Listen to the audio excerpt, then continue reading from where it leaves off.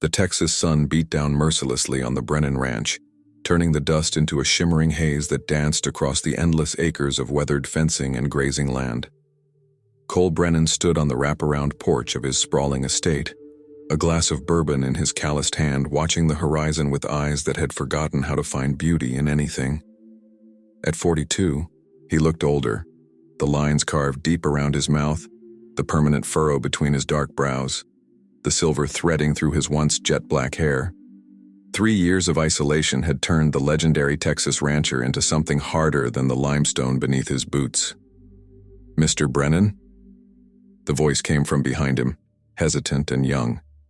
Cole didn't turn around. "What is it, Marcus?" His ranch foreman, Marcus Webb, cleared his throat uncomfortably. "The new housekeeper arrived. She's waiting in the kitchen like you requested." "I didn't request anything," Cole said flatly, finally turning to face the younger man. Marcus was 28, loyal as a hound dog, and one of the few people Cole still tolerated on his property. "Mrs. Patterson hired her before she retired. I would have stopped it if I'd known." Marcus shifted his weight, his worn Stetson in his hands. "Sir, we need someone to manage the house. The place is falling apart. You can't live on whiskey and canned beans forever." Cole's jaw tightened. The ranch house that had once been filled with laughter, with Charlotte singing while she cooked, with Emma's tiny footsteps racing through the halls, it was now a mausoleum.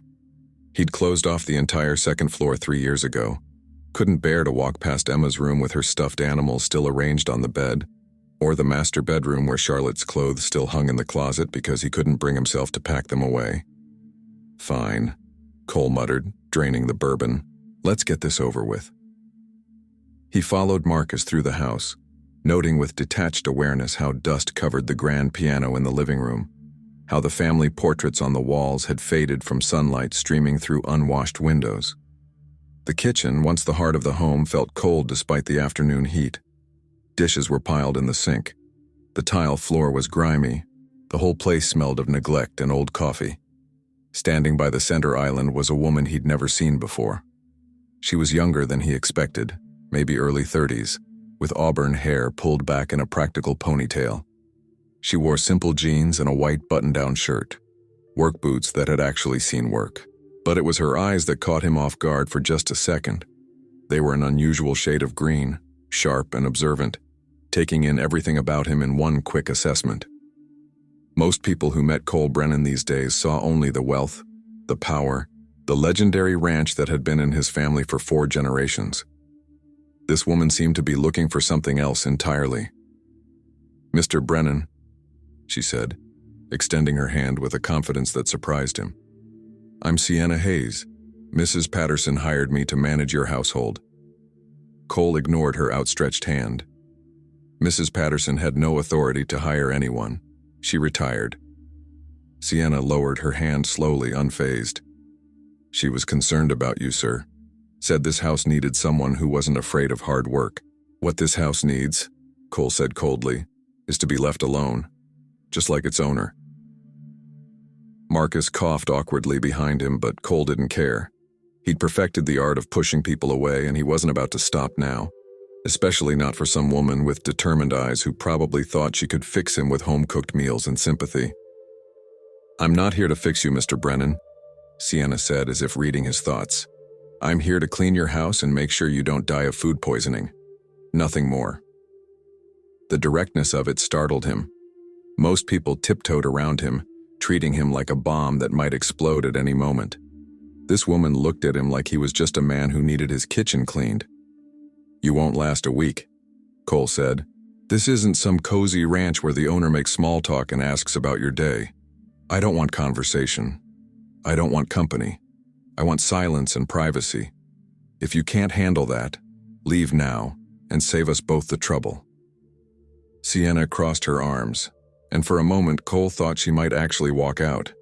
Instead, she surveyed the disaster of a kitchen with a critical eye. "When was the last time anyone cleaned this stove you on?" she asked. Cole blinked, thrown by the question. "What?" "The stove, Mr. Brennan. It's caked with grease, probably a fire hazard." She walked over and examined it closer, running a finger along the edge and grimacing at the residue. And these dishes have been here for what? 3 days? 4? That's none of your concern. Actually, it's exactly my concern if I'm going to work here. Sienna turned back to face him, and there was steel in her voice now. I understand you want to be left alone. I respect that. But if you're going to live in this house, it needs to be habitable. So here's what's going to happen. I'll clean, I'll cook, I'll stay out of your way, and you'll stay out of mine. Deal. Marcus made a sound that might have been a suppressed laugh. Cole shot him a look that could have melted iron, then turned back to Sienna. There was something about her that unsettled him, though he couldn't put his finger on what. Maybe it was the way she looked at him without pity, without the sickening sympathy he'd grown to hate. Or maybe it was simply that she seemed too capable, too composed, too deliberate in her movements, like someone used to sizing up situations and adapting quickly. You'll have 1 week, Cole said finally. Stay out of the second floor. Don't move anything of mine. Don't ask questions. And if I tell you to leave, you leave immediately. No arguments. Sienna nodded once. Understood. Good. Cole turned to go, then paused at the doorway. And Miss Hayes, don't try to save me. I'm not interested in being saved. He walked out before she could respond, his boots echoing through the empty house. Behind him, he heard Marcus quietly welcoming Sienna and explaining where the cleaning supplies were kept. Cole headed straight for his study, poured himself another bourbon, and tried to forget the way those green eyes had looked at him, not with pity but with something far more dangerous. Understanding. That evening, as the sun set in a blaze of orange and crimson across the Texas sky, Cole stood in the main barn checking on his horses. The Brennan Ranch was famous for its quarter horses, breeding champions that sold for 6 figures at auction. It was the one thing Cole still cared about, the one piece of his old life he hadn't completely abandoned. The horses didn't judge him, didn't expect anything but feed and water and decent care. His prize stallion, Midnight Thunder, was in his usual stall. The massive black horse was worth over $2 million, a champion breeder with bloodlines that traced back to some of the finest horses in American history. Cole ran his hand along Thunder's powerful neck, feeling the animal's warmth, his steady breathing. At least you're still here, boy, Cole murmured. At least you're still. Thunder suddenly jerked his head up, his eyes rolling white. The horse let out a terrible sound, half scream, half groan, and began thrashing violently in his stall. Cole jumped back as massive hooves slammed against the wooden walls hard enough to crack the boards. Thunder, easy, easy. Cole tried to reach for the halter, but the horse was in full panic now, his entire body convulsing. Foam flew from his mouth. His legs buckled and the $2 million stallion collapsed onto the straw, his breathing rapid and shallow, his eyes glazing over. Marcus! Cole shouted, his heart hammering. Marcus, get in here! Something's wrong with Thunder. But it was another voice that responded, running footsteps pounding across the barn floor. Get back! Sienna Hayes burst into the stall, dropping to her knees beside the dying horse without hesitation. Her hands moved across Thunder's body with practiced efficiency, checking his gums, his pulse, his pupils. When did this start? Just now. What are you doing? Get away from him. He's been poisoned, Sienna said, her voice urgent but controlled. Probably in his water. How long since he drank? Cole's mind reeled. I don't know. Maybe an hour? Do you have activated charcoal in your medical supplies? What? No, the vet. Then we don't have time. Sienna was already pulling off her shirt, revealing a plain tank top underneath. She balled up the shirt and forced Thunder's mouth open, shoving it in to prevent him from aspirating if he vomited. I need cooking oil now, and baking soda. Run. Cole stood frozen for half a second, his mind struggling to process what was happening. This housekeeper was giving him orders, treating his dying horse with a confidence that suggested she knew exactly what she was doing. Move, Brennan, Sienna shouted, and the command in her voice jolted him into action. He ran. Cole sprinted across the yard toward the main house, his heart pounding against his ribs like a trapped animal. Behind him, he could hear Thunder's labored breathing, the terrible sounds of a dying horse echoing through the barn. 3 years ago, he'd lost everything that mattered. He'd be damned if he lost Thunder, too. He burst through the kitchen door, nearly ripping it off its hinges. Cooking oil. Where the hell did Mrs. Patterson keep the cooking oil? He yanked open cabinet after cabinet, sending cans and boxes clattering to the floor. There, a large bottle of vegetable oil on the top shelf. He grabbed it, then scrambled for the baking soda in the pantry. When he raced back to the barn, Marcus had arrived, standing helplessly at the stall entrance, his face pale. "Boss, what's happening? Should I call Doc Winters?" "He's 40 minutes away," Sienna said without looking up. She had Thunder's head in her lap now, speaking to the horse in low, soothing tones even as his body continued to convulse. "We don't have 40 minutes. Cole dropped to his knees beside her, thrusting the oil and baking soda toward her. "Now what?" "Mix 4 tablespoons of baking soda into a cup of water," Sienna instructed, her hands never stopping their examination of the horse. "We need to neutralize whatever poison is in his system. Based on the symptoms, rapid onset, convulsions, excessive salivation, I'd guess organophosphate. Probably mixed into his water bucket within the last 2 hours." Cole's hands shook as he mixed the solution. "How do you know all this?" "Questions later. Give me that." Sienna took the mixture and, with Marcus's help holding Thunder's head steady, managed to pour it down the horse's throat. Then she grabbed the oil. "This will help bind whatever's left in his digestive system and slow absorption." She worked with a precision that was almost surgical, administering the oil in careful doses, monitoring Thunder's vitals, adjusting the horse's position to keep his airway clear. Cole watched, feeling utterly useless as this woman he'd tried to fire hours ago fought to save the most valuable animal on his ranch. "Marcus, call Doc Winters anyway," Sienna said, her voice steady despite the urgency of the situation. "Tell him we need atropine, pralidoxim if he has it, and IV fluids. Thunder's going to need ongoing treatment." Marcus pulled out his phone and stepped away, his voice low and urgent as he made the call. Thunder's convulsions were beginning to slow. The foam at his mouth lessened. His breathing, while still labored, became more regular. Sienna kept her hand on his neck, monitoring his pulse, her entire focus on keeping the animal alive. "Who are you?" Cole asked quietly. Sienna didn't look at him. "Someone who knows horses." "That's not an answer. It's the only one you're getting right now." She finally met his eyes, and in the dim light of the barn, Cole saw something flicker across her face. Calculation, maybe, or wariness. "Your horse is stabilizing, but he's not out of danger yet. We need to keep him calm and monitored until the vet arrives." Cole stood slowly, his mind racing. A housekeeper who could diagnose poisoning in seconds, who knew exactly how to treat organophosphate exposure, who moved with the confidence of someone trained in emergency veterinary medicine. None of it added up. "Marcus," he called out, his voice hard. "Did you check Thunder's water bucket?" The foreman jogged over, his face grim. "Just did. There's sediment at the bottom that shouldn't be there. Looks like powder that didn't fully dissolve." "Someone poisoned my horse." Cole's words were flat, emotionless, but inside, rage was building like a storm. "Someone walked onto my property and poisoned a $2 million stallion." Sienna was carefully extracting her shirt from Thunder's mouth now that the immediate danger had passed. "You have security cameras in this barn?" "North and south entrances," Cole confirmed. "Motion activated." "Then we'll know who did this." Sienna stood, brushing straw from her jeans.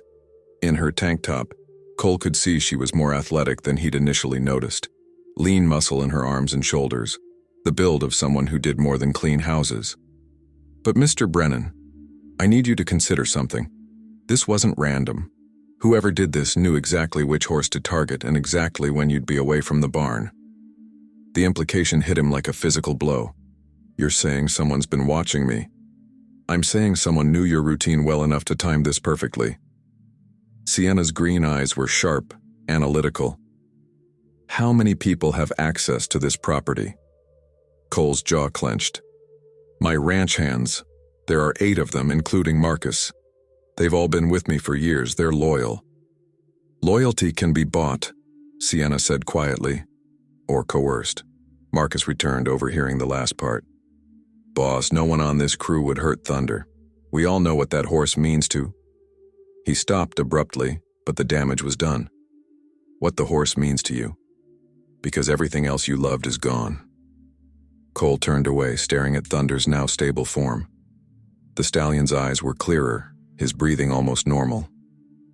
He'd survive, thanks to this mysterious woman who'd appeared in his life less than 12 hours ago, and had already proven herself far more capable than any housekeeper had a right to be. Doc Winters is 20 minutes out, Marcus reported. He's bringing everything Miss Hayes requested. Good. Cole faced Sienna again. I want to see that security footage, now. The ranch office was in a separate building near the main house, a functional space with filing cabinets, a large desk covered in breeding records and auction catalogs, and a computer system that controlled the security network. Cole pulled up the footage while Sienna and Marcus crowded behind him, all three staring at the screen. The timestamp showed 6:47 p.m., just as the sun was setting. A figure appeared at the south entrance of the barn, moving with purpose toward Thunder's stall. The person wore dark clothes, a baseball cap pulled low, but there was something familiar about the build, the gait. Can you zoom in? Sienna asked. Cole manipulated the controls, enlarging the image. The figure reached Thunder's stall, poured something from a bottle into the water bucket, then quickly retreated. The entire operation took less than 90 seconds. There, Sienna pointed. The right hand. There's something on the wrist. Cole enhanced that section of the image. A tattoo, or maybe a scar. It was hard to tell with the video quality, but it was distinctive enough to be identifiable. I've seen that mark before, Marcus said slowly, his voice troubled. On one of the guys who came to look at buying horses last month. Frank something. Frank Reed, I think. The name meant nothing to Cole, but Sienna's entire body went rigid. Frank Reed was here. You know him? Cole turned to face her fully. Sienna's expression was carefully neutral, but Cole caught the flash of something darker in her eyes. Recognition, and maybe anger. I know of him. He has a reputation in certain circles. What kind of reputation? The kind that involves making problems disappear for people with money. Sienna met Cole's gaze directly. Mr. Brennan, Frank Reed isn't just some ranch hand or horse buyer. He's a saboteur. He specializes in creating accidents that look natural. Barn fires, equipment failures, animal deaths. He's been suspected in at least a dozen cases across Texas and Oklahoma, but nothing's ever been proven. Cole felt ice slide down his spine. Barn fires. The words hung in the air between them, heavy with unspoken meaning. Marcus looked between them, confused, but Cole was staring at Sienna with new understanding and new suspicion. 3 years ago, Cole said slowly, my wife and daughter died in a fire that started in the main breeding barn. The investigation ruled it an electrical fault. Old wiring, they said. Just a tragic accident. Sienna didn't break eye contact. I know. How do you know? Because that's why I'm here, Mr. Brennan. Sienna's voice was steady, professional. My name is Sienna Hayes, and I'm a private investigator specializing in agricultural sabotage and insurance fraud. I was hired 6 months ago to investigate a pattern of suspicious accidents affecting major ranches across the Southwest. Your wife and daughter's deaths fit that pattern. The world seemed to tilt sideways. Cole gripped the edge of the desk, his knuckles white. You've been lying to me since the moment you arrived. I've been doing my job. Sienna's tone was firm but not apologetic. I needed access to your property, to your records, to observe who came and went. Mrs. Patterson was concerned enough about the state of this ranch that she helped me get hired. She knew you'd never agree to let an investigator onto your property if I asked directly. Get out. Cole's voice was deadly quiet. Get out of my house, get off my property, and don't ever come back. Mr. Brennan, I said get out. The roar echoed through the small office. Marcus flinched, but Sienna stood her ground. Someone murdered your wife and daughter, Sienna said, her voice cutting through his rage like a blade. Someone set that fire deliberately, knowing they were inside. And tonight that same someone tried to destroy your most valuable horse. Frank Reed doesn't work for free, Mr. Brennan. Somebody hired him. Somebody wants to destroy everything you have left. And if you throw me out now, you'll never know who or why." Cole's chest heaved, his entire body trembling with fury and grief and something else he couldn't name. 3 years. 3 years of believing it was just bad luck. Just a terrible accident, just God or fate or whatever cruel force governed the universe taking away everything good in his life. But if it was murder? "Who hired you?" he demanded. "I can't tell you that. Client confidentiality." "Then we're done here." Sienna pulled a folder from her bag. When had she grabbed her bag? And slapped it on the desk. "This is everything I've compiled so far. 12 ranches across Texas, Oklahoma, and New Mexico. All experienced catastrophic accidents within 18 months. Barn fires, livestock poisonings, equipment sabotage. In every case, the ranch was either forced to sell at a loss or went bankrupt within a year. And in every case, the property was purchased by a shell company that traces back to the same person." Cole opened the folder with shaking hands. Photographs, financial records, property deeds. It was all there, meticulously documented. And at the center of the web, one name appeared again and again. "Victor Hartwell," Cole read aloud. "Oil and gas magnate," Sienna confirmed. "But his real fortune comes from buying distressed ranches at fire sale prices, then flipping them to developers. He's turned agricultural land into strip malls, housing developments, industrial parks. He's made hundreds of millions." Cole's mind raced. Victor Hartwell. He knew the name. Everyone in Texas business circles did. A billionaire who'd made his fortune in oil, then diversified into real estate. Cole had met him once at a charity auction, found him arrogant and aggressive. "Why my ranch?" Cole asked. "I'm not selling." "Your ranch sits on top of the Barnett Shale Formation," Sienna explained. "The natural gas reserves alone are worth potentially billions. But you've refused every offer to lease mineral rights. Hartwell's been trying to buy this property for 5 years. Your father refused him. You refused him. So he found another way." The pieces fell into place with sickening clarity. The fire, Charlotte and Emma, all of it orchestrated by a man who wanted his land. "Can you prove any of this?" Cole's voice was hollow. "Not yet," Sienna admitted. "That's why I'm here. Frank Reed is the key. If we can catch him in the act, get him to talk, we can trace it back to Hartwell. But I need your cooperation, Mr. Brennan. I need you to trust me." Trust. Cole almost laughed. He hadn't trusted anyone in 3 years, hadn't let anyone close enough to hurt him again. But if there was even a chance, even the smallest possibility, that he could find justice for Charlotte and Emma. "Fine," he said. "But we do this my way, and if you're lying to me, if this is some kind of con, I will destroy you. Understood?" Sienna nodded. Understood. Outside, they heard the sound of Doc Winter's truck pulling up. The vet had arrived to treat Thunder, to finish what Sienna had started. Cole looked at this woman who'd burst into his life like a storm, upending everything he thought he knew. She'd saved his horse. She might be the key to avenging his family. And he had absolutely no idea if he could trust her. But he was about to find out. Doc Winters was 70 years old, weathered as boot leather, and had been treating Brennan Ranch horses since before Cole was born. He examined Thunder with methodical care, his experienced hands checking vitals, administering atropine through an IV line, monitoring the stallion's recovery with the patience of a man who'd seen everything the Texas countryside could throw at him. "Organophosphate poisoning," Doc confirmed, straightening up and wiping his hands on a towel. "Probably malathion or something similar, agricultural grade based on the concentration. Another hour without treatment, and you'd be looking at a dead horse." He turned to Sienna with new respect in his rheumy eyes. "Where'd you learn field veterinary medicine, young lady?" "Texas A&M, Sienna said smoothly. 4 years of pre-vet before I switched majors." Doc nodded, accepting the explanation, but Cole caught the slight hesitation before she'd answered. Another half-truth, probably.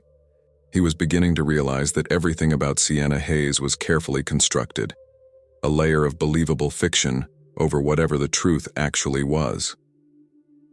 Thunder should make a full recovery, Doc continued, packing his supplies.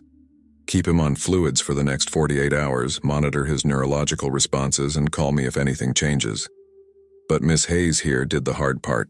Quick thinking saved this animal's life.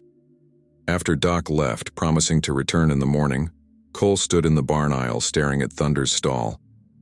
The stallion was resting now, his breathing steady, his eyes closed. Alive. The ranch hands had been dismissed for the night except Marcus, who was checking the other horses to ensure no one else had been poisoned. We need to talk strategy, Sienna said, leaning against a support post. She'd put her shirt back on, though it was stained with horse saliva and dirt. In the dim barn lighting, she looked tired but alert, like a soldier on watch. Frank Reed will know his attempt failed. He'll either try again or report back to whoever hired him. We need to be ready for both possibilities. Cole walked to the barn entrance, staring out at the dark expanse of his property. Somewhere out there, in the thousands of acres he owned, someone had walked in and tried to destroy something he loved. Again. Tell me everything you know about Frank Reed, he said. Sienna pulled out her phone, scrolling through files. Frank Reed, age 43. Dishonorable discharge from the Army 10 years ago, caught selling stolen equipment. Since then, he's worked as a freelance problem solver for various clients. No permanent address, uses burner phones, paid in cash or cryptocurrency. He's smart enough to avoid leaving evidence, which is why he's never been convicted despite being the primary suspect in at least 15 cases of agricultural sabotage. How do you track someone like that? With difficulty. Sienna looked up from her phone. But Reed has patterns. He scouts locations for weeks before acting, establishing himself as a potential buyer or ranch hand to gain access. He studies routines, identifies vulnerabilities. The fact that he was here a month ago claiming to be interested in buying horses means he's been planning this for a while. Cole's fists clenched. So he was here, walking around my property, probably saw me with Thunder, figured out which horse mattered most. Exactly. Emotional targeting is Reed's specialty. He doesn't just cause financial damage, he causes psychological damage, makes his victims feel vulnerable, violated in their own homes. The psychology of it made Cole's skin crawl. This wasn't just business. This was calculated cruelty. What's our next move? He asked. We set a trap. Sienna's green eyes glinted with something dangerous. Reed failed tonight, which means he'll be under pressure to try again. His employer, presumably Hartwell, won't accept failure. So we give Reed another opportunity, but this time, we're ready. You want to use my ranch as bait. I want to use everything as bait, Sienna corrected. Your horses, your property, yourself if necessary. We need Reed to make a move we can document, preferably one that ties directly back to Hartwell. Cole studied her face, trying to read the woman beneath the investigator's mask. This is personal for you. Why? Sienna was quiet for a long moment.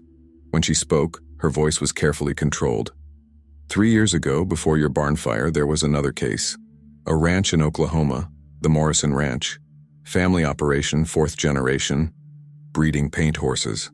They had a series of accidents, contaminated feed, broken fencing, equipment failures. Within 6 months, they were bankrupt. The father, Tom Morrison, couldn't handle losing everything his family had built. He killed himself. The rawness in her voice told Cole everything he needed to know. You knew them. Tom Morrison was my uncle. Sienna met his eyes, and for the first time Cole saw past the professional facade to the grief underneath. I grew up spending summers on that ranch. Tom taught me to ride, taught me about horses, about land management, about legacy, and someone destroyed him for profit. Hartwell? I couldn't prove it then. The shell companies were too well hidden, and by the time I started investigating, the ranch had already been sold and subdivided. But I knew it wasn't bad luck. I knew someone had deliberately targeted them. Sienna's jaw tightened. So I changed careers, became an investigator, started tracking the pattern. Your case was the breakthrough I needed, the first time I could connect the dots between Reed, the sabotage, and Hartwell's acquisition pattern. Cole understood now. This wasn't just an investigation. This was revenge wrapped in justice, personal vendetta disguised as professional duty. Under different circumstances, he might have questioned her objectivity, but right now he didn't care about objectivity. He cared about results. "All right," he said, "we set your trap, but I have conditions." "Name them." "First, no more lies. If I ask you a direct question, you give me a direct answer. I don't care about client confidentiality or professional secrets. If we're doing this together, I need to know everything." Sienna hesitated, then nodded. "Agreed." "Second, Marcus stays in the loop. He's been with me since before Charlotte died. I trust him with my life, and I won't keep him in the dark about what's happening on his own ranch." "That's reasonable," Sienna conceded. "Third," Cole's voice dropped, became harder. "When we catch the bastards who killed my wife and daughter, I want 5 minutes alone with them before we call the police." Sienna's expression didn't change. "I can't agree to that, Mr. Brennan. We need them alive and talking if we're going to make charges stick. Then we don't have a deal." They stared at each other, neither willing to back down. Finally, Sienna spoke. "How about this? We get the evidence first, make sure it's airtight, and then we discuss what happens next. Once we have Hartwell and Reed dead to rights, you can decide whether revenge or justice matters more to you." It wasn't the answer Cole wanted, but it was honest.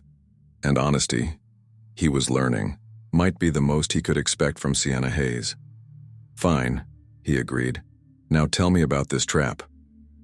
They spent the next 2 hours in Cole's office laying out a plan that was equal parts bait and surveillance. Sienna pulled up maps of the property on her laptop, marking strategic locations, discussing sightlines and camera placement. "Reed will come back," she explained, tracing a route from the main road to the barn. "But he'll be more cautious now. He knows someone was here to help Thunder, which means his window of opportunity was smaller than expected. Next time, he'll either strike faster or try a different target." "What other targets?" Marcus asked. He'd joined them an hour ago, his face grave as Sienna explained the full situation. To his credit, he hadn't questioned the revelation, just asked how he could help.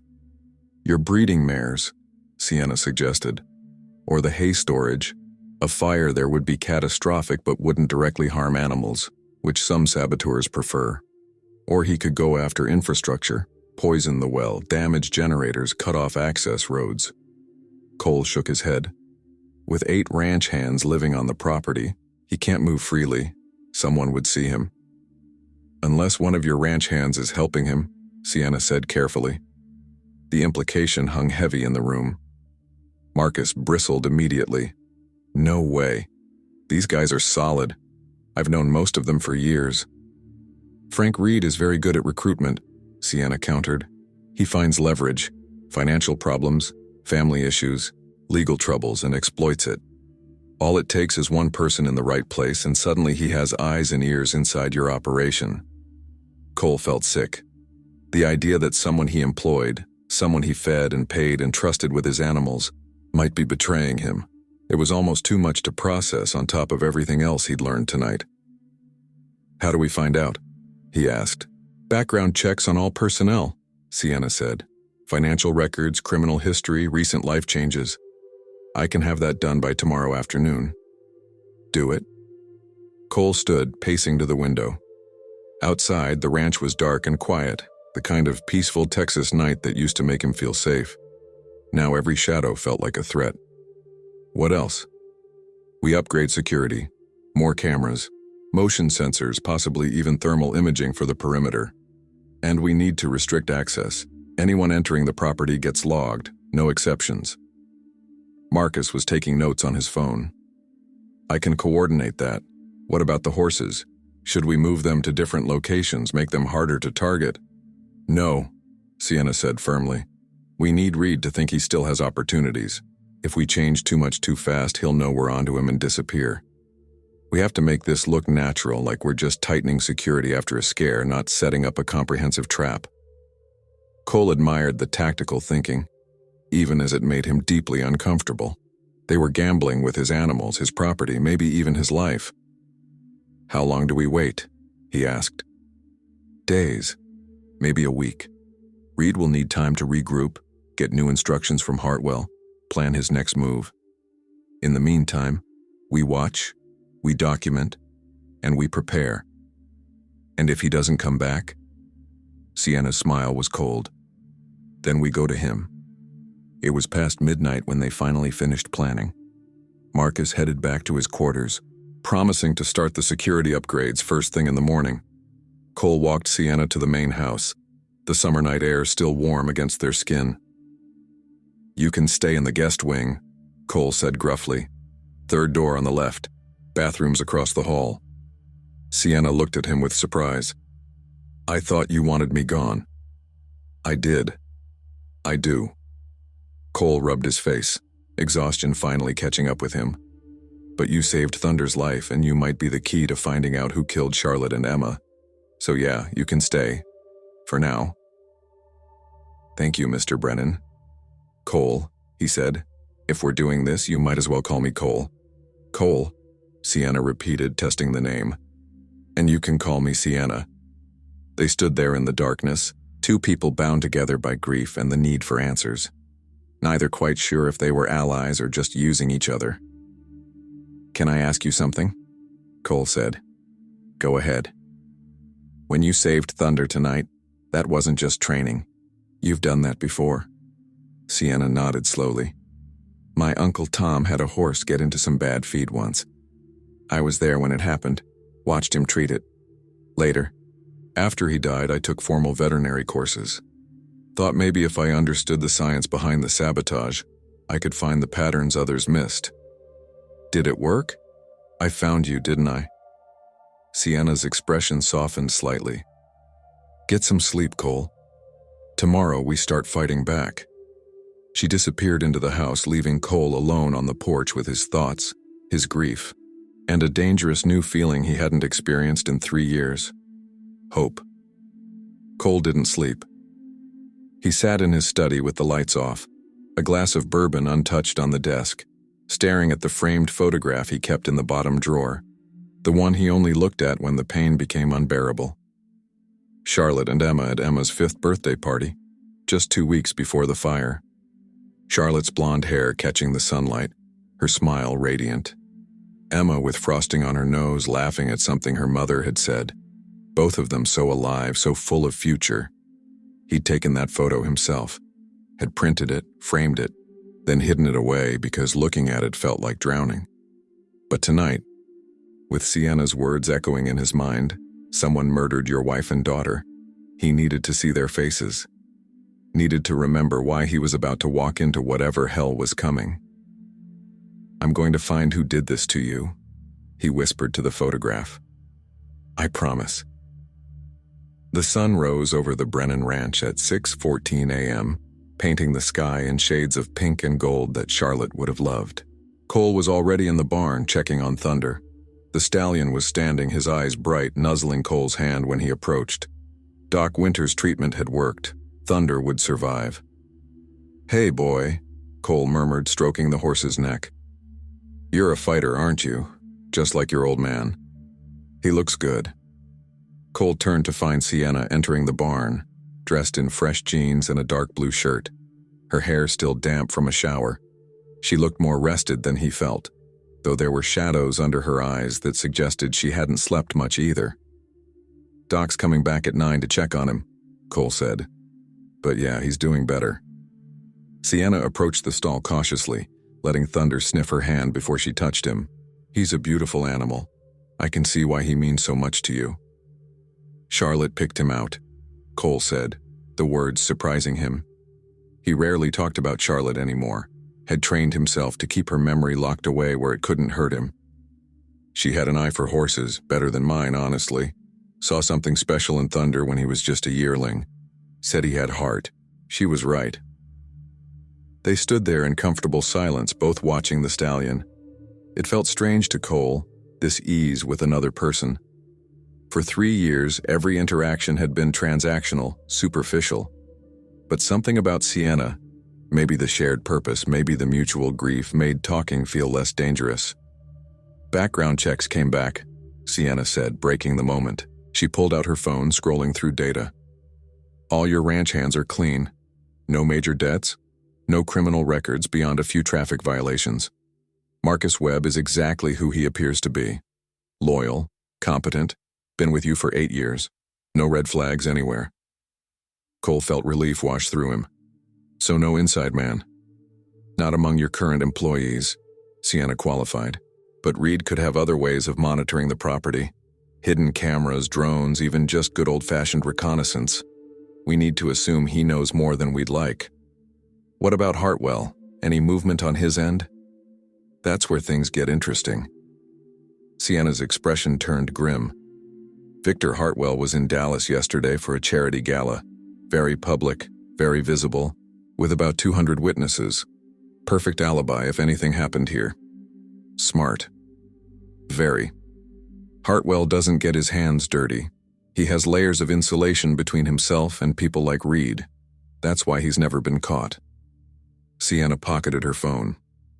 But I have a contact at the DA's office. Someone who's been tracking Hartwell's business dealings for years, looking for anything prosecutable. If we can give them solid evidence linking Hartwell to Reed, linking Reed to the sabotage here and at other ranches, we might finally have enough to bring him down. Cole's jaw tightened. Might isn't good enough. I need certainty. Then we need to catch Reed in the act, Sienna said. Which brings me to the next phase of our plan. Marcus arrived at 8, bringing with him a security specialist from San Antonio, a wiry man named Joel Reeves who looked more like a computer programmer than a security expert. But Sienna seemed to know him, greeting Joel with a familiarity that spoke of previous collaborations. Joel's the best in the state for covert surveillance, Sienna explained as they gathered in Cole's office. He's helped me on 3 other cases. Joel spread a schematic of the ranch across the desk, marking locations with a red pen. Based on what you've told me, Reed's most likely entry points are here, here, and here. He indicated the south pasture gate, the old service road near the creek, and a section of fence line that bordered public land. These spots offer cover and quick escape routes. I recommend we set up motion-activated cameras with night vision capability at each location, plus additional sensors along the perimeter. What about inside the barn? Cole asked. Already handled last night, Sienna said. I installed 3 hidden cameras before I went to bed. 1 covering the main aisle, 1 focused on Thunder's stall, and 1 at the feed storage. All wireless, all uploading to a secure cloud server. Even if Reed finds and destroys the cameras, we'll have the footage. Cole stared at her. You did that last night? When? Around 2 a.m., after you went to your study. Sienna shrugged. I don't sleep much anyway. There was a story there, Cole could tell. Trauma maybe, or just the hypervigilance that came from hunting dangerous people. He filed it away as something to ask about later. Joel continued his briefing. Installation will take most of the day. I'll need access to power sources and Wi-Fi networks. The whole system will feed into a central monitoring station. I'm thinking your office here would work best. Multiple screens, real-time feeds, motion detection alerts sent directly to your phones. How much is this going to cost? Cole asked, though money was the least of his concerns. For you? Nothing. Joel glanced at Sienna. She's called in enough favors over the years. Consider this my contribution to taking down Victor Hartwell. Another piece of the puzzle. How many lives had Hartwell destroyed? How many people wanted to see him pay? There's one more thing, Sienna said, her tone shifting to something more serious. We need to create an opportunity Reed can't resist, something valuable enough, vulnerable enough, that he'll risk coming back despite the heightened security. Cole didn't like where this was going. What did you have in mind? Thunder's not the only valuable asset on this ranch, Sienna said carefully. You have breeding records, genetic documentation, contract agreements with buyers, all of it stored digitally and in hard copy. If someone wanted to cripple your operation beyond just killing horses, they'd go after that information. Delete files, steal documents, destroy your ability to prove lineage and sales history. My office safe, Cole realized. You want to make it look vulnerable. I want to make it irresistible, Sienna corrected. We stage it so Reed thinks you've gotten careless. Leave the safe open, documents visible, maybe even spread rumors through the ranch hands that you're distracted and not paying attention to security. Give him a target he can't pass up. Marcus frowned. That's risky. If he actually destroys those records, we'll have everything backed up in 3 separate locations, Joel interjected. Cloud storage, physical copies at a secure facility, and encrypted drives. But Reed won't know that. He'll think he's hitting you where it really hurts. Cole walked to the window, thinking it through. The plan was sound tactically, but it required using his life's work. Generations of breeding programs, contracts worth millions as bait. If something went wrong, if Reed was better than they anticipated. How do we ensure he comes during a time we can catch him? Cole asked.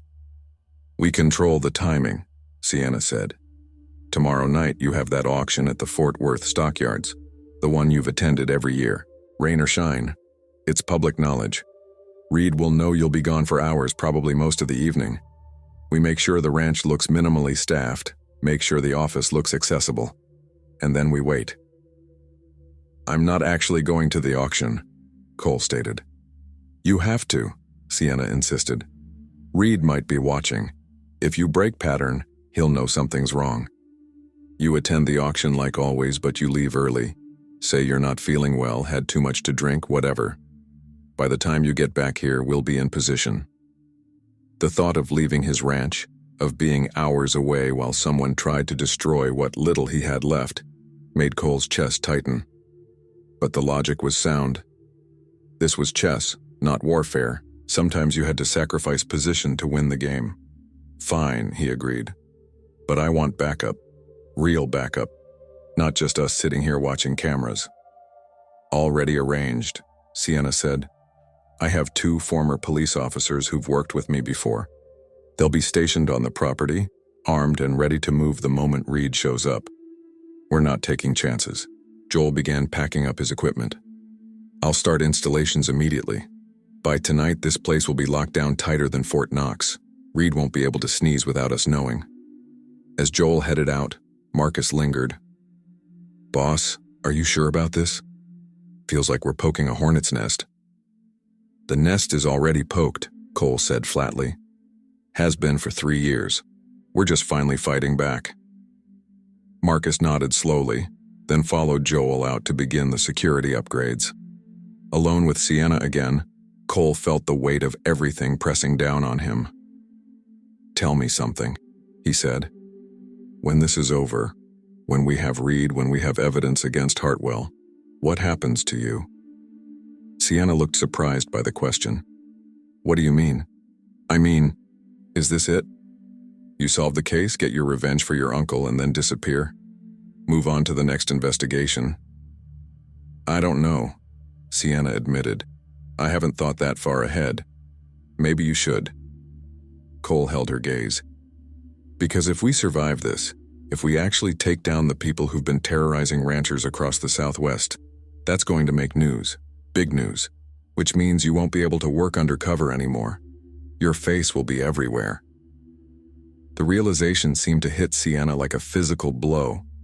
She'd been so focused on the mission, on justice for her uncle and for Cole's family, that she hadn't considered the cost to her own future.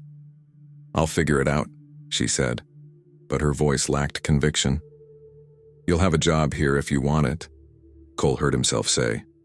Not as a housekeeper, not undercover, just as someone who understands this place, understands what it means to lose everything and try to build something from the ashes. Sienna's green eyes widened. Cole! Don't answer now, he said quickly. Just think about it. After. After. Such a simple word, carrying so much hope and uncertainty. After they caught Reed. After they exposed Hartwell. after justice was served and the dead could finally rest, if they survived that long. The rest of the day passed in a blur of activity. Joel and his assistant installed cameras and sensors, running cables, configuring networks, testing angles and coverage. Marcus coordinated with the ranch hands, creating a schedule that would make the property look understaffed tomorrow night without actually compromising security. Sienna worked her phone constantly, coordinating with her backup team, checking in with her DA contact, following leads on Reed's recent movements. Cole tried to maintain normalcy, checking on the horses, reviewing breeding schedules, doing the 100 small tasks that kept a ranch running. But his mind was elsewhere, running through scenarios, imagining confrontations, replaying the moment 3 years ago when Deputy Sheriff Carson had knocked on his door at 2 a.m. to tell him about the fire. "The barn's gone, Mr. Brennan. I'm so sorry." And Charlotte? Emma? The silence that followed had told him everything. Now, standing in that same barn, rebuilt but never the same, Cole felt the old rage returning. Not the diffuse, directionless anger that had sustained him through 3 years of isolation, but something focused and purposeful. Someone had taken his family. Someone had looked at Charlotte's smile and Emma's laughter and decided they were acceptable casualties in a real estate scheme. Tomorrow night, that someone would pay. Dinner was a quiet affair. Sienna had cooked, something simple but good, chicken and vegetables that Cole barely tasted. They ate in the kitchen, the security monitors Joel had installed displaying feeds from 16 different cameras. "Everything's green," Sienna reported, checking her phone. "No unusual activity, no signs of surveillance. Reed's staying hidden. He's planning," Cole said, "figuring out his next move. Let him plan. We'll be ready." After dinner, Cole retreated to his study while Sienna reviewed the security footage from the past week, looking for patterns they might have missed. Around 10 p.m., she knocked on his door. "Come in," Cole called. Sienna entered carrying 2 cups of coffee. She handed one to Cole, then settled into the chair across from his desk. "Can't sleep either." "Haven't really slept in 3 years," Cole admitted. "Not properly.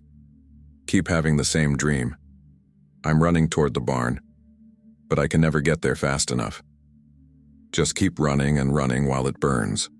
"Survivor's guilt," Sienna said quietly. "I have something similar. Dream about my uncle's ranch. Watch it fall apart in fast motion while I stand there doing nothing. How do you live with it?" "By doing this." Sienna gestured at the folders on his desk, the evidence they'd compiled. "By making sure what happened to him, to your family, doesn't happen to anyone else. It doesn't fix the past, but it gives the present purpose." Cole sipped his coffee, studying this woman who'd become his unlikely ally. "You're not what I expected." "What did you expect?" "Someone softer, I guess. More damaged." Sienna's laugh was sharp and humorless. "Oh, I'm plenty damaged, Cole. I just hide it better than you do." The honesty of it surprised him into a genuine smile, the first in longer than he could remember. Fair enough. They sat in comfortable silence drinking coffee, watching the security feeds on Cole's laptop. Just 2 broken people waiting for tomorrow, when everything would change, one way or another. The Fort Worth stockyard smelled like leather, manure, and money. Cole walked through the auction house, his boots clicking on concrete floors, nodding to ranchers he'd known for decades. The familiar rituals, inspecting horses, reviewing bloodlines, making small talk about weather and cattle prices, felt surreal now that he knew what was waiting back at his ranch. His phone buzzed. A text from Sienna. "Everything quiet here. Stay visible." Cole pocketed the phone and forced himself to focus. Victor Hartwell was here somewhere.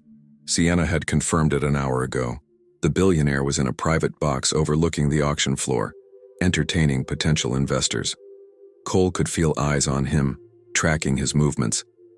Whether it was Hartwell's people or just paranoia, he couldn't tell. "Cole Brennan. Haven't seen you in months." Cole turned to find James Whitmore, a cattle rancher from Amarillo, extending his hand. They shook, exchanged pleasantries about the auction lineup. Normal, Everything had to look normal. At 8:47 p.m., Cole made his move. He stumbled slightly, leaving the concession stand, loudly complained about the heat, and told 3 different people he wasn't feeling well. By 9 p.m., he was in his truck, driving back toward the ranch with his heart hammering. Another text from Sienna. Motion sensor triggered. South pasture gate. 2 figures approaching on foot. Cole's hands tightened on the steering wheel. Got you, you bastard. He pushed the accelerator down, the truck eating up highway miles. 40 minutes back to the ranch. 40 minutes that felt like hours. Sienna crouched in the hayloft of the main barn, her night vision goggles turning the world into shades of green. Below she could hear Marcus breathing quietly, positioned near Thunder's stall.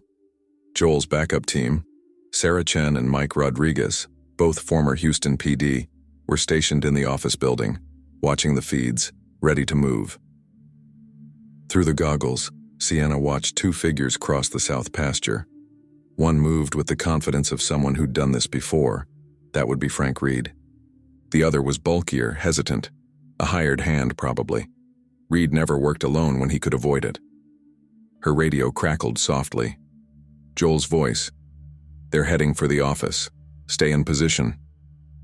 Sienna's pulse quickened. This was it. 3 years of investigation, months of planning, all coming down to the next few minutes. The figures reached the office building.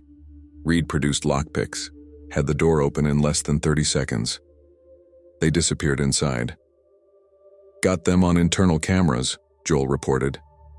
Reed's going straight for the safe. Wait. He's pulling out thermite charges.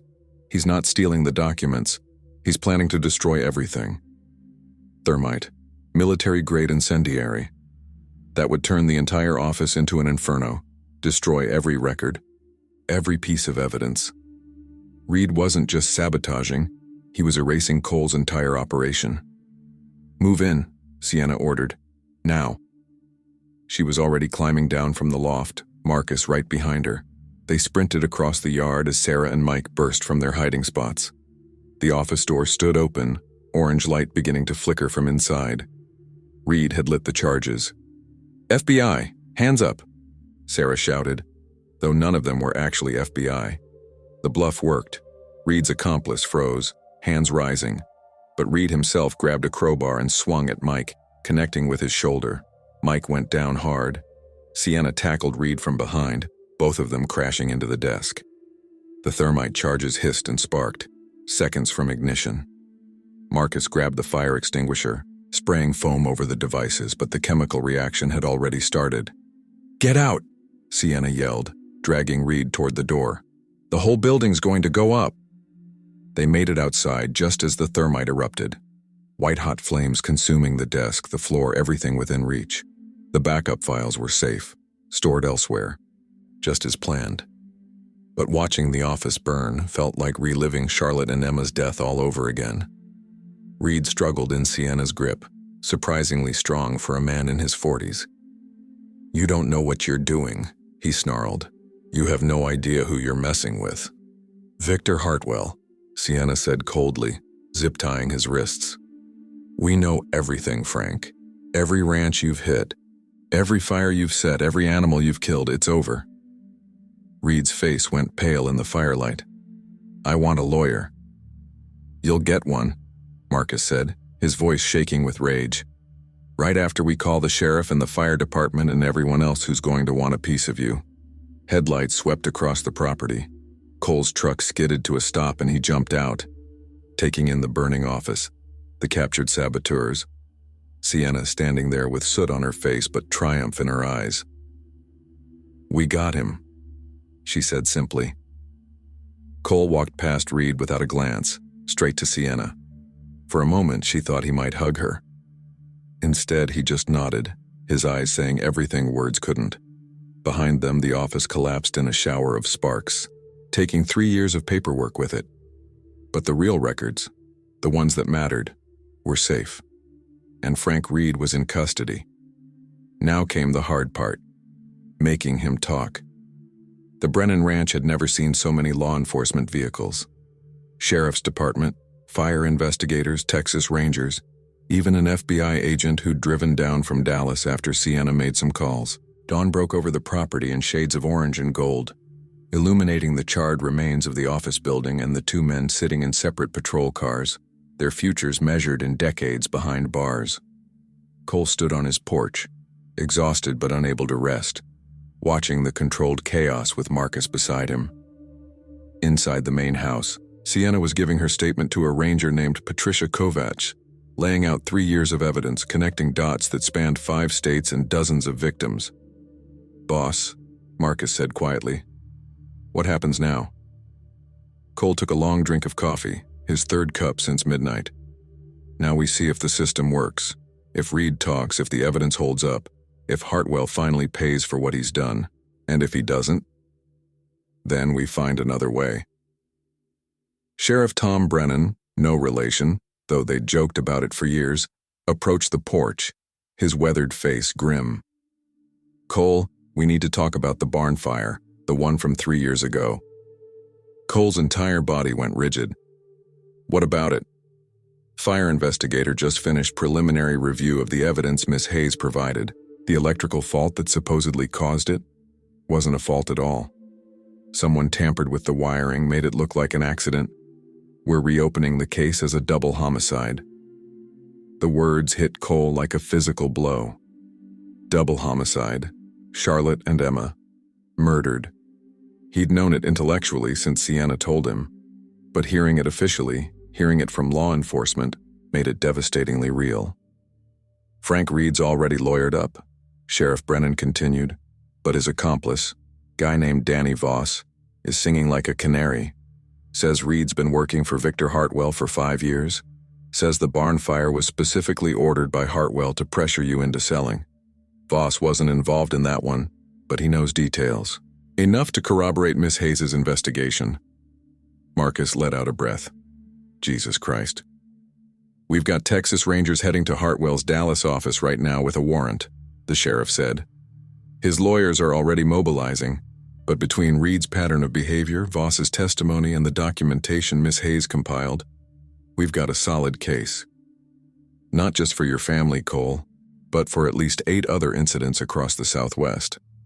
Cole felt something crack open inside him.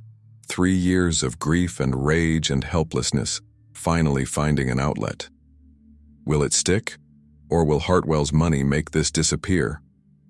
"Not this time," Sheriff Brennan said firmly. "This is too big. Too many victims, too much evidence. The FBI's involved now, which means federal charges. Hartwell's looking at conspiracy to commit murder, arson, extortion, racketeering. He'll die in prison." The front door opened, and Sienna emerged, looking drained but resolute. Ranger Kovach was with her, carrying several evidence boxes. "Mr. Brennan," Kovach said, "I want to thank you for your cooperation. And I want you to know, Miss Hayes' investigation was some of the most thorough work I've ever seen. Without her, Hartwell might have gotten away with this for another decade." Sienna looked uncomfortable with the praise. "I just did what needed to be done." "You did a hell of a lot more than that," Kovach replied. "You gave 15 families justice, including your own uncle." After the ranger left, Cole and Sienna stood together watching the sun climb higher, burning off the morning haze. The ranch looked different now, not haunted anymore, but alive with possibility. "It's really over," Sienna said softly. 3 years of chasing him, and it's finally over." "What will you do now?" Cole asked. Sienna was quiet for a long moment. "I got a job offer this morning. Private security firm in Houston, corporate investigations. Good money, benefits, legitimate career path." Cole's chest tightened. That's good. You deserve stability." I turned it down. He turned to look at her fully. "Why?" Sienna met his eyes, and in the morning light, Cole could see every line of exhaustion, every shadow of grief, every scar that years of hunting dangerous men had left on her. But he also saw strength, determination, and something that looked like hope. "Because there are more ranches out there," she said. "More families being targeted by people like Hartwell. The DA's office wants to create a task force, agricultural crime division, specifically focused on identifying and stopping sabotage operations before they destroy lives. They want me to lead it." "That's incredible," Cole said, meaning it. "You'd be perfect for that. There's just one problem." Sienna smiled slightly. "The task force would be based here in Fort Worth, which means I'd need to find a place to live, somewhere with space. Somewhere I could maybe keep a horse or two, learn more about ranching from someone who actually knows what they're doing." Understanding dawned slowly, then all at once. "You want to stay here, at the ranch?" "Only if you're offering," Sienna said quickly. "I know it's complicated. I know we barely know each other. I know this place has painful memories." "Yes," Cole interrupted. "Yes, you can stay. Not as a housekeeper, as a partner, in whatever form that takes." Sienna's smile was genuine this time, reaching her eyes. Partners. They shook hands, sealing the agreement, and Cole felt something he hadn't experienced in 3 years. The sense that the future might hold more than just survival. That maybe, possibly, he could build something new from the ashes of everything he'd lost. 6 months later, the Brennan Ranch had been transformed. The office building was rebuilt, now with state-of-the-art security and fireproof storage for breeding records. The barns had been updated, the fencing repaired, the entire operation modernized while maintaining its traditional character. Marcus had been promoted to full partner, overseeing day-to-day operations with the same dedication he'd always shown. And Cole was different too. Not healed, exactly.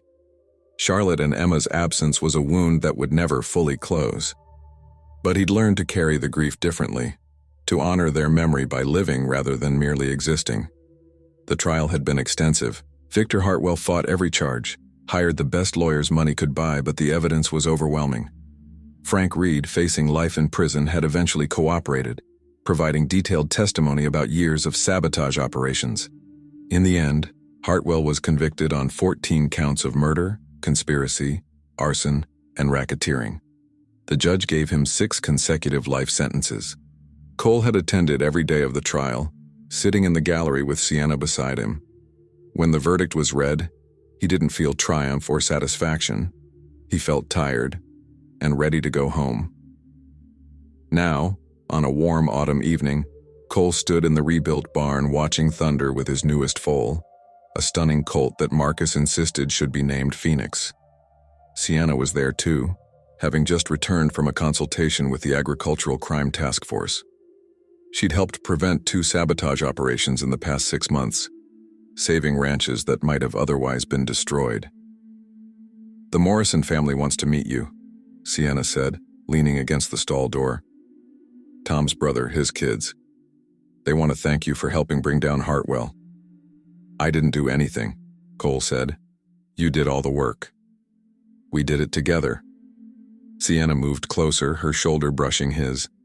Over the past 6 months, they'd developed an easy partnership, working side by side, sharing meals, gradually opening up about their respective traumas.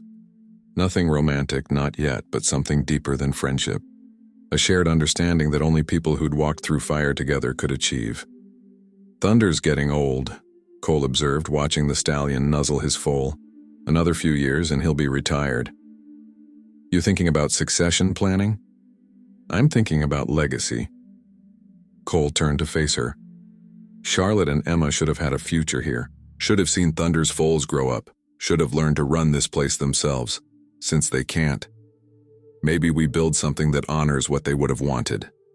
A ranch that's not just about profit, but about preservation. Teaching the next generation, maybe taking in kids who need a place to learn and grow." Sienna's eyes shone. "That's beautiful, Cole. It's just an idea. It's a perfect idea." She hesitated, then added, "And maybe someday there could be more than just ideas. Maybe there could be a family again. Not to replace what you lost, but to create something new." Cole's breath caught. They hadn't talked about this, hadn't dared to acknowledge the growing connection between them, the way comfortable partnership had slowly evolved into something deeper. "I'm not ready," he admitted. Not yet. I know, Sienna said gently. Neither am I, really. But someday, maybe we could both be ready. Together. Cole reached for her hand, and she took it without hesitation. They stood like that in the quiet barn, Thunder and his foal nearby, the ranch settling into evening peace around them. The past would always be there. Charlotte's laughter, Emma's smile, Uncle Tom's wisdom, all the lives lost to one man's greed. But the future was taking shape too, built on justice served and wounds slowly healing and two broken people finding a way to be whole again. Partners, Cole said softly. Partners, Sienna agreed, squeezing his hand. And in that moment, surrounded by horses and hope and the Texas land he'd almost lost, Cole Brennan finally understood what Charlotte would have wanted for him. Not to forget, never to forget, but to live, to love, to build something beautiful from the ashes, to honor the dead by embracing life.